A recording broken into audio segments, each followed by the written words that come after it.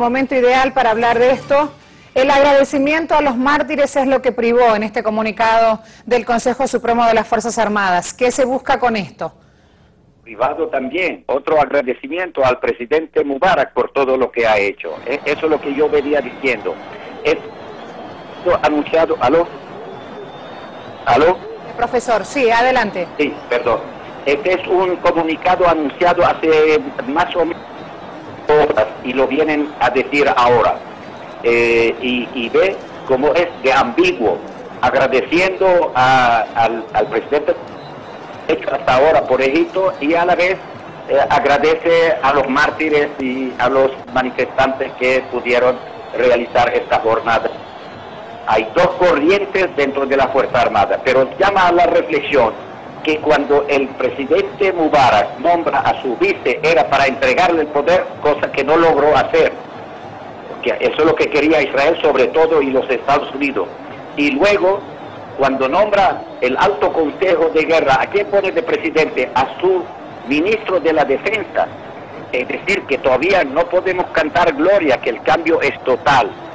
No quiero minimizar el logro hasta el día de hoy, la importancia de ese logro, una importancia histórica, pero todavía no se ha dicho la última palabra.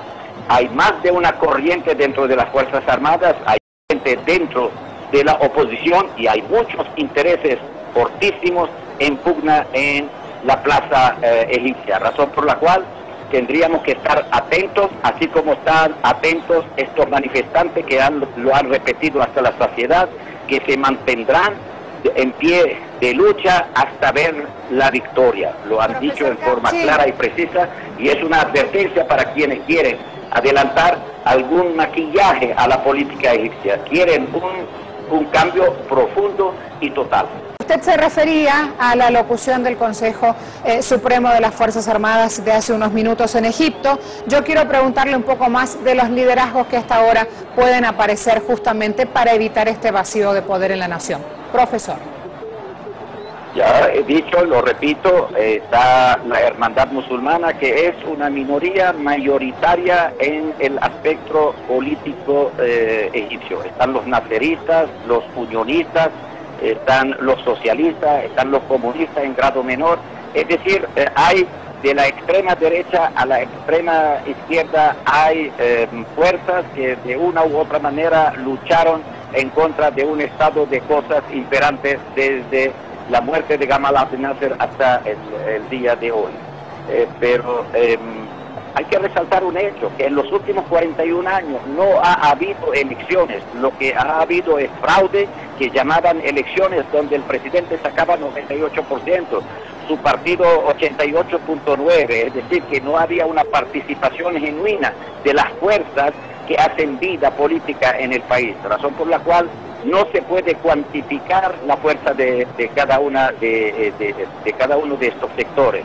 Por eso habría que esperar que el Consejo de la Revolución, el Consejo de la Fuerza Armada, dictaminara en tiempo, tiene que ser perentorio, no puede alargar más de 90 días y llamar a elecciones, aunque las elecciones, de acuerdo con esta constitución mubarakista, las elecciones tenían que llevarse a cabo en el mes de septiembre. Pero lo que sí es cierto que pronto debemos tener a un gobierno de coalición donde van a convivir fuerzas de diferentes signos políticos y de inclinaciones para ser un gobierno de transición y llevar a cabo las elecciones o una constituyente, que tampoco hay una uniformidad de criterio en cuanto a esto se refiere. Si vamos a elecciones o vamos a una constituyente. Hay quienes preconicen elecciones y otros que pujan por una constituyente. Pero repito, perdón. Quiero preguntarle el impacto en América Latina. Hace minutos Atilio Borón desplegaba en exclusivo una conversación con Telesur y él decía que Estados Unidos va a apretar las clavijas en América Latina a raíz de estos sucesos. ¿Qué opina usted?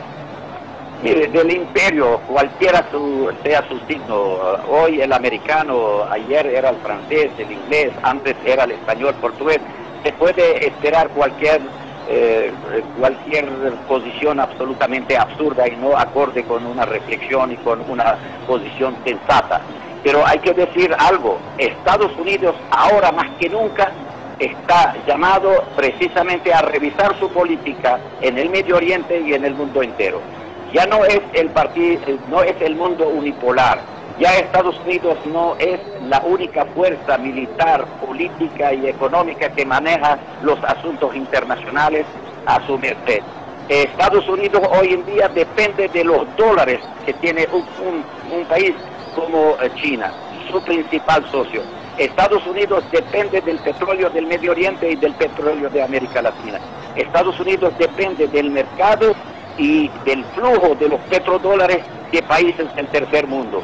Estados Unidos hoy en día es un país más industrial y tecnificado. Hay decenas de países, hay países que son emergentes inclusive, razón por la cual, lejos de agredir a nuestra América o arreciar su política en el Medio Oriente, tiene que hacer una revisión profunda, todo lo contrario, para entender nuestras realidades, entender nuestros procesos y de acuerdo con ese entendimiento, diagramar una nueva política de ganar. El problema, la crisis que viven los Estados Unidos, aparte de la crisis económica, inclusive la crisis militar, hay una crisis de moral donde los aliados de los Estados Unidos ya no sienten el efecto positivo de su alianza con Estados Unidos, porque siempre quiere la ganancia para sus empresas, sus corporaciones, para su economía, y no, razón por la cual que quienes decían antes que eran aliados de los Estados Unidos se dan cuenta de que esta alianza no beneficia a sus sociedades. Las sociedades amigas de los Estados Unidos todos los días son más pobres, la población cada vez es más marginada, razón por la cual la crisis es una crisis moral, es una crisis de confianza, y Estados Unidos tiene que revisar esa política, entender mejor a nuestra América. ¿Cómo puede irse en contra de esta nueva corriente que recorre nuestra América y que pide soberanía, independencia y las mejores relaciones con los Estados Unidos, más no relaciones de vasallaje? ¿Cómo entender que Estados Unidos, frente a sus fracasos por sus desmanes políticos y económicos y militares en el mundo, en vez de entendernos mejor, siembra nuestro continente con bases militares alrededor de los países progresistas y de los países que son ricos en petróleo, en gas, en otros minerales? ¿Cómo es posible?